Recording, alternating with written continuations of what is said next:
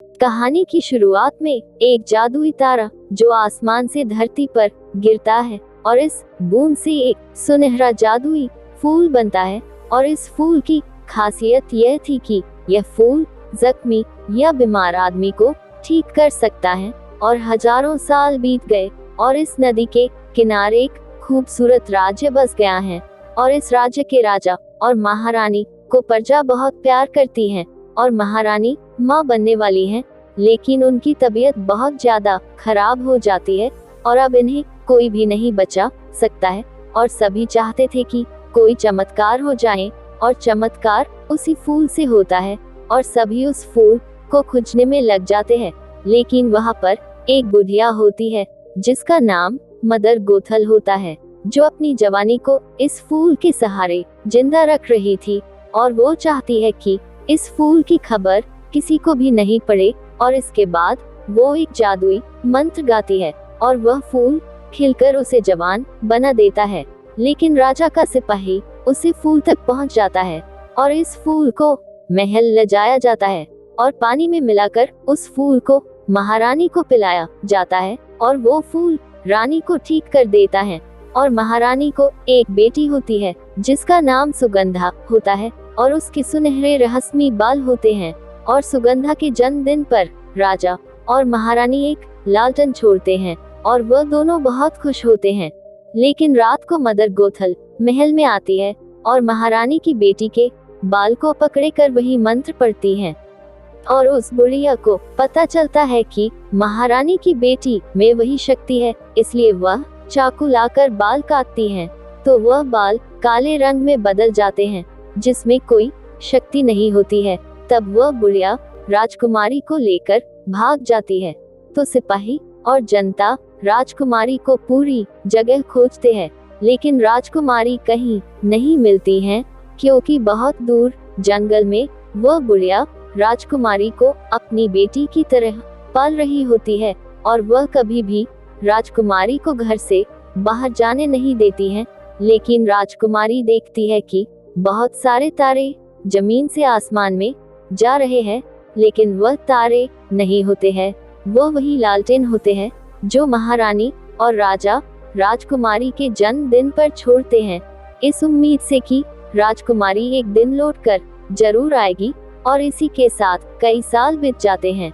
हम देखते हैं कि राजकुमारी बहुत बड़ी हो जाती है और खूबसूरत भी, और उसका एक दोस्त होता है जो गिरगिट होता है और वह दोनों साथ साथ खेल रहे होते हैं।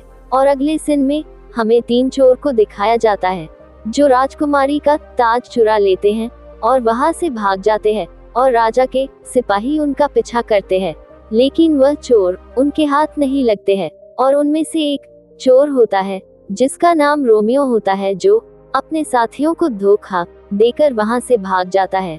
और दूसरी तरफ राजकुमारी अपने जन्मदिन पर मदर गोथल से विनती करती है कि मैं बाहर उन तारों को करीब से देखना चाहती हूँ, लेकिन मदर गोथल उसको मना कर देती है। और दूसरी तरफ रोमियो सिपाहियों से बेचने के लिए उस मीनार पर पहुँच जाता है, लेकिन रोमियो के वहां जाते ही राजकुमारी रोमियो को एक तवा मार देती है और रोमियो बेहोश हो जाता है। और इसके बाद वहां पर मदर गोथल आ जाती है और राजकुमारी अपने बालों से मदर गोथल को मीनार के ऊपर लाती है और वह मदर गोथल से कहती है कि वह अपने जन्मदिन पर उन्हें तारों को नहीं देखना चाहती है, बल्कि उसे एक जादुई पेंट लाने को कहती है।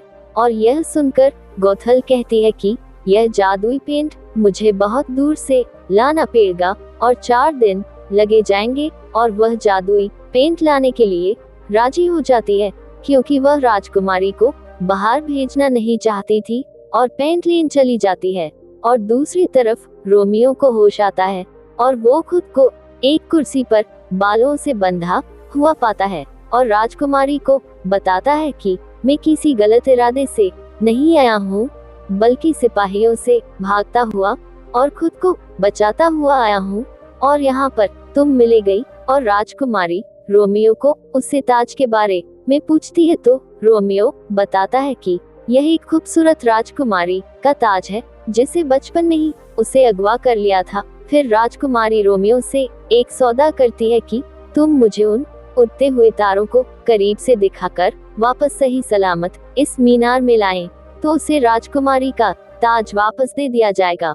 और राजकुमारी रोमियो पर भरोसा करके उसके साथ चली जाती है और वह पहली बार आजादी पाकर और दुनिया की चीजें देखकर बहुत खुश होती है। और दूसरी तरफ मदर गोथल सिपाही का घोड़ा देखकर डर जाती हैं और उसे राजकुमारी का ख्याल आता है और वह वापस मीनार जाती हैं और राजकुमारी को आवाज देती है, लेकिन उसे वापस कोई जवाब नहीं मिलता है। और दूसरी तरफ राजकुमारी और रोमियो एक बार में आते हैं और रोमियो राजकुमारी को बड़े बड़े आदमी दिखाकर डराना चाहता है और सोचता था कि वह यह देखकर डर जाएगी और वापस चली जाएगी, लेकिन वहां पर रोमियो खुद ही फंस जाता है, क्योंकि वहां पर रोमियो के पोस्टर लगे हुए थे और जो भी रोमियो को राजा के सिपाही के हवाले करेगा उस बहुत बड़ा इनाम दिया जाएगा। और वह आदमी रोमियो को पकड़े लेते हैं। उनमें से एक आदमी सिपाही को सूचित करने चला जाता है और दूसरी तरफ राजकुमारी कहती है कि मैं तो अपना सपना पूरा करने के लिए इस आदमी के साथ आई थी और तुम इस सिपाहियों के हवाले मत करो। और वह उन आदमियों से कहती है कि तुम लोगों को थोड़ा भी एहसास है कि जिसका भी सपना पूरा होता है तो उसे कितना अच्छा लगता है। यह सुनकर सभी इमोशनल हो जाते हैं और यह सब राजकुमारी के दोस्त बन जाते हैं और सभी अपना अपना सपना बताते हैं। तभी वहां पर राजा के सिपाही आ जाते हैं रोमियो को गिरफ्तार करने, और तभी एक आदमी रोमियो को खुफिया दरवाजे से राजकुमारी के सपने को पूरा करने के लिए वहां से निकाल देता है। और सिपाहियों को रोमियो वहां पर नहीं मिलता है, तो वहां पर सिपाहियों का बुद्धिमान घोड़ा खुफिया दरवाजे का पता लगा लेता है और सभी सिपाही रोमियो के पीछे जाते हैं और वह दोनों वहां से बचकर निकले जाते हैं। लेकिन वहां पर पानी का बांध टूट जाता है और यह दोनों गुफा में आ जाते हैं और गुफा का दरवाजा एक बड़े से पत्थर से बंद हो जाता है और धीरे धीरे वह गुफा भी पानी में डूबने लगे जाती है और वह दोनों भी उस गुफा में डूबने लगते हैं अगर वहां से बाहर नहीं निकले तो। और राजकुमारी रोमियो से माफी मांगती है क्योंकि वह उसकी वजह से यहाँ पर फंसा है और फिर वह दोनों अपनी अपनी असली पहचान बताते हैं। और राजकुमारी रोमियो को बताती है कि मेरे बालों में शक्ति है। उसे एक आइडिया आता है रोशनी लाने का और वह जादुई मंत्र गाने लगती है और जिससे पूरी गुफा चमक जाती है और दोनों को बाहर निकलने का रास्ता मिल जाता है और वह दोनों पानी से बाहर आ जाते हैं।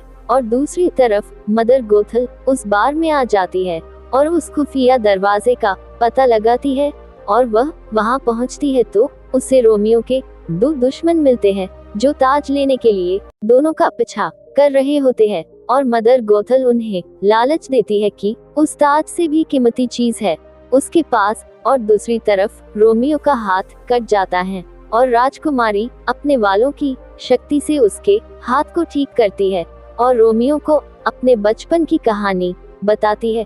और इसके बाद रोमियो लकड़ी लेने चला जाता है और वहां पर गोथल आ जाती है और राजकुमारी गोथल से कहती है कि रोमियो को मुझसे प्यार हो गया है।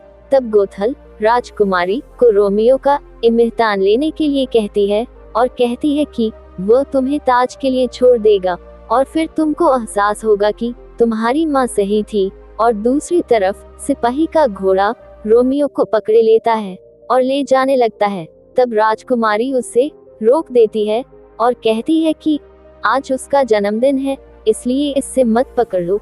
और घोड़ा उसकी बात मान लेता है और घोड़े और रोमियो की दोस्ती हो जाती है और राजकुमारी उस राज्य में आकर बहुत खुश होती है और लालटेन को आसमान में जाने का इंतजार करने लगती है जो उसका सपना होता है कि इन्हें करीब से देखना। और रोमियो वह ताज लेकर चला जाता है अपने दोस्तों को देने ताकि इसके बाद वह इसका पीछा न करें, लेकिन वह हरामी दोस्त उसको एक नाव पर बांध देते हैं और राजकुमारी को कहते हैं कि वह ताज लेकर भाग गया है और वह राजकुमारी पर हमला करने ही वाले होते हैं।